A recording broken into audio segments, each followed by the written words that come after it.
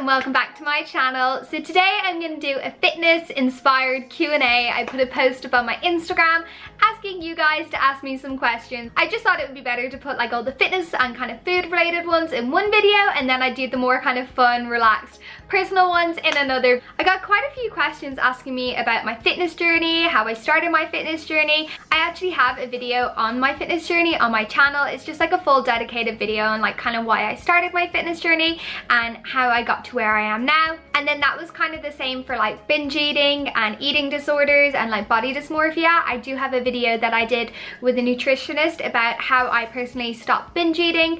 But yeah, there's two dedicated videos for that, but I thought I would just say that first. That was probably the thing I got asked the most for them questions, so if you do want to see them, I will link them down below for you guys. But yeah, let's get into the rest of this fitness Q&A. I do want to start off with this one question that I got, and it said, do you not want to be skinny like when you started your channel?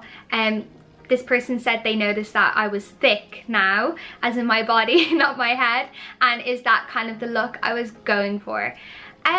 I'm not going to say I got offended by this, because I've learned not to take things that you see on the internet to heart, and often people aren't from England and they're trying to like Google translate things and it just doesn't come across the right way. And this is something that I had to learn over time, because trust me, at the start when I got like messages about my appearance or my body, like it really was hard for me, especially for someone who had an eating disorder in the past. Body dysmorphia and body confidence and things like that can be quite a touchy subject. And so when I saw this, I was a little bit upset, but to be honest, like if you kind of joined my channel as I got really lean, obviously I don't look that way right now. I wouldn't say I'm thick, not that there's anything wrong with being thick whatsoever. I would like to think I'm athletic and curvy a little bit and just healthy. Like I hate that word thick. Like I hate the way people are aspiring to look that way. I feel like we should aspire to be like healthy and fit. I think it's amazing that girls are wanting to look curvy and sexy and not just like bone thin. Like I know it was definitely a trend years ago to look really thin, and now it's more trendy to be curvy, but instead of following a trend, I just think we should be happy in the body that we're in. My weight is now kind of like in the middle, so obviously I was a little bit overweight and then I got really lean, and I'm kind of just sitting in the middle, and I'm really happy about that. Like to be honest, weighing myself and caring about weight is just not something I've been spending any energy on. Just been focusing on eating healthy food, my gym sessions and stuff like that. So yeah, I just wanted to say that, because my aspirations are never like to look a certain way. Like when I want to get lean, it's not to look lean, it's actually to step on stage and compete. And when I want to put on a bit of weight, it's not to put on weight. That's not my goal. It's just my goal is to get a little bit healthier and have a higher body fat for like hormone function and just for general health. So I hope that clears that one up. And yeah, I just wanted to touch off and start off the video with that question, because it was one that I was a bit like when I first read it. Okay, so the next question is, how long do I work out for? I work out for about 1 hour, give or take, 5 days a week. I do 5 weightlifting sessions and they're roughly 1 hour. Sometimes I have to get through them faster, sometimes I have a little bit longer to spend on them. Next one, do I do compound lifts? Yes, I do. I squat, I deadlift, I do front squats. And the only thing I don't really do is bench, and that's because I personally don't train chest. I had surgery, I had a breast augmentation, and not that you can't train chest if you've had a breast augmentation, I just choose not to, but I do compound lifts. I would definitely do one every single session. I think they're really important for building strength, muscle, and when you do a compound lift, you're working like all of your body, so you're not just working one muscle group, and I think that's really important to do. What are the best foods for bulking? Okay, so there's no like right or wrong food for bulking, and by bulking someone just means like putting on weight to potentially put on more muscle mass, because if you want to put on muscle mass, you do need to be eating at least at calorie maintenance, if not at a calorie surplus. But there is no better foods. I personally just think the best foods to eat are whole foods, and obviously you can eat in a calorie surplus by eating a pizza or eating a greasy burger, but I think it would be much better for your body and for you to be eating just more good foods, like sweet potatoes, chicken, lean meats, vegetables, carbs, things like that. So yeah, just make sure you're eating in a calorie surplus, and I would fill that with like 90% wholesome foods that are gonna be filled with vitamins and minerals and basically really good for you. Can you maintain strength whilst losing weight?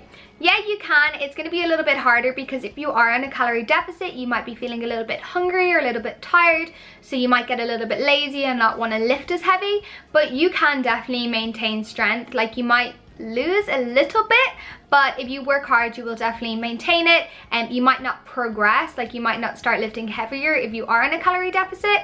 I'm not saying it's not impossible, but you might find it harder because obviously your body's working hard to lose weight. Yeah, you'll just find it probably a little bit harder. How did I find the confidence to start going to the gym alone? I started off by going to classes, not in the gym. I started going to classes in like studios, like spin studios and places like HIIT studios, Barry's Bootcamp. And because I felt quite confident in a class setting, I just eventually started going to the gym by myself. Like, at first it was a little daunting and I definitely spent a little bit too long stretching on the mats, kind of like sussing the gym out, or on the treadmill. But eventually you just get into a routine. I definitely think having a plan, like having an actual fitness plan to follow, is really good because you can focus on that and you're not like wandering around the gym wondering what to do, where to go. So I would say have a solid plan going in there and the confidence will just come.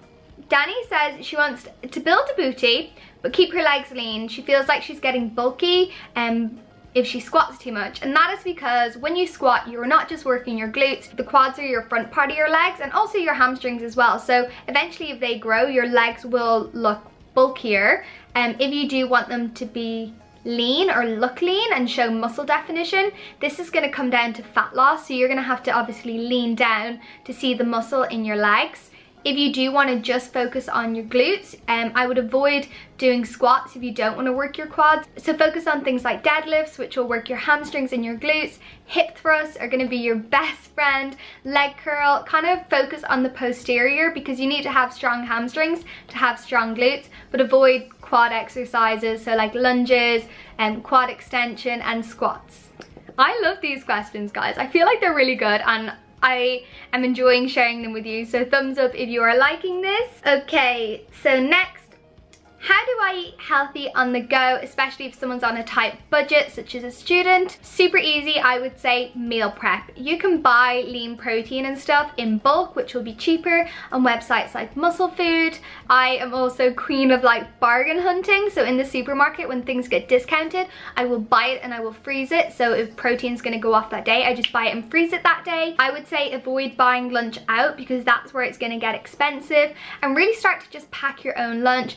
Bulk cook things. I actually think wholesome real foods are actually a lot cheaper than people think. Like, I can do a big huge grocery shop that will last me like a week for less than £20. It's just about being smart with what you're buying and trying to avoid things that are processed, because they're actually the things that will end up costing you a lot more money. And kind of following onto that, how do I stay on track on the weekend? I would just personally consider the weekend just like any other day of the week. Like, you have a healthy breakfast, you have a wholesome lunch, you have a good dinner, and you have your healthy snacks. There's no reason that you can't eat healthy just because you're at home and it's the weekend. Like, I work from home, so every day is basically like the weekend for me, and you just have to get into a really good routine.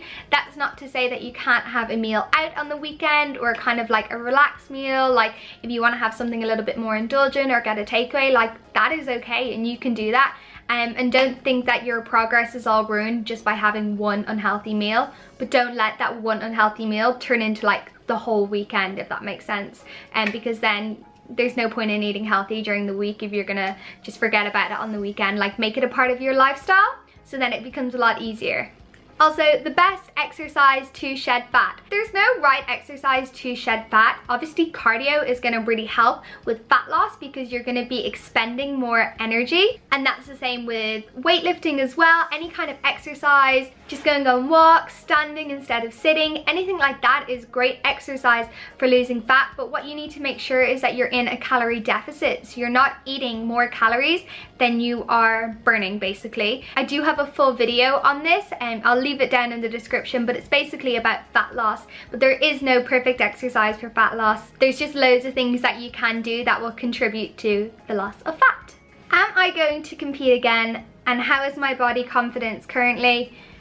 someone else asked me to speak about competing and the pros and cons. I'm gonna sit down and do a full video for you guys all about the pros and cons of competing. Will I compete again? Stay tuned.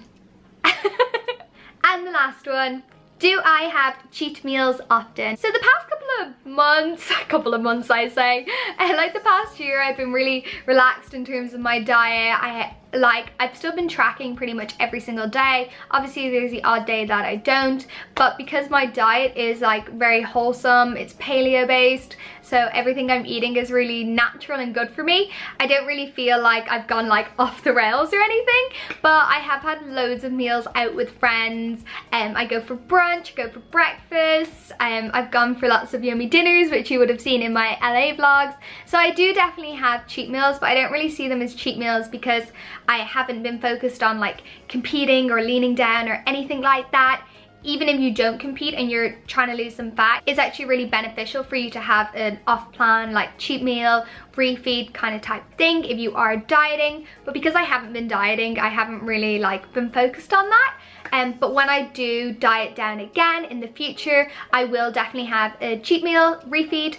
It's just really good for the body, it's good for the mind. Just, yeah, definitely have something that you enjoy, something that you've been craving maybe, but don't think that cheat meal, like I said, is gonna ruin your progress, because it won't. Anyways, I'm rambling, guys. Cheat meals are good. Definitely give yourself one a week if you are dieting. Even if you aren't dieting, just eat foods that you enjoy in moderation. That's all I can say. So I hope you have enjoyed this fitness Q&A. If you did like this video, guys, please give it a thumbs up because it really supports me and it also lets me know that you do like these kind of videos. And if you are new here, hit that subscribe and I will see you guys in the next video. Thank you so much for watching. Bye.